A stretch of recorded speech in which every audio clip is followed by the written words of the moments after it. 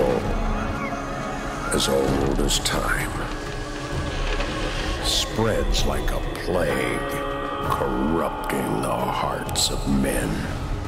For millennia, there have been those who have stood against it, a secret organization to protect mankind. They are the front line in an unholy war.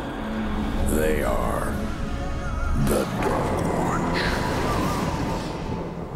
Darkwatch is a first-person shooter for the Xbox and PlayStation 2 that offers a unique horror western setting. You take the role of a train robber turned vampire named Jericho Cross, who has unwittingly released the soul of a demon named Lazarus into the world. Lazarus is wreaking havoc, raising armies of undead across all of the western desert. It's up to you and the rest of the secretive Darkwatch army to put a stop to the mayhem. Since you're a vampire, you're given a number of cool abilities in the game, such as double jumping, a recharging blood shield that protects your health, and a special blood vision mode that highlights enemies and power-ups on the screen.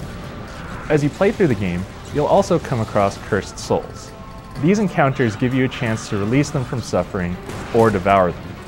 The more cursed souls you encounter, the more special vampire powers you can unlock. These include limited invulnerability, stronger bullets, or even chain lightning. These also build your reputation as a good or evil vampire, but the choices you make don't really change the story much, except for a key plot option towards the end that can change the ending of the game. The single-player campaign in Darkwatch is a bit short. Most people should be able to zip through everything in less than 10 hours. The good news is that it's fun while it lasts. The best part about the game is really just the core action.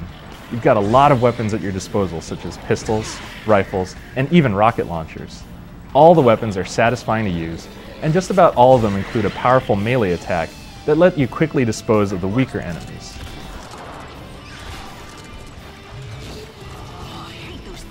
There's location-based damage in the game, so as you shoot up the skeletons and zombies, you can blow off their limbs and heads, which gives the game a nice, visceral feel, and just what you'd expect from a horror shooter. There's a good amount of variety to the missions too. Some are set in daylight, which restricts your vampire powers, and there are also horseback riding missions, and even a level where you can drive around a machine gun-armed buggy. That driving mission is actually really memorable, and it should remind you a lot of Army of Darkness when you're running down all those skeletons. The presentation in Darkwatch is as good as the gameplay. The game has a really cool comic book look to it, which is enhanced by great-looking character models and animation. There are also lots of cool cutscenes that advance the story, and even voice work from notable actresses like Rose McGowan. About the only thing holding back the game is its multiplayer aspect, which consists of just a handful of maps and a few very standard modes like Deathmatch and CTF. If you're looking specifically for a multiplayer shooter, you may want to steer clear of Darkwatch.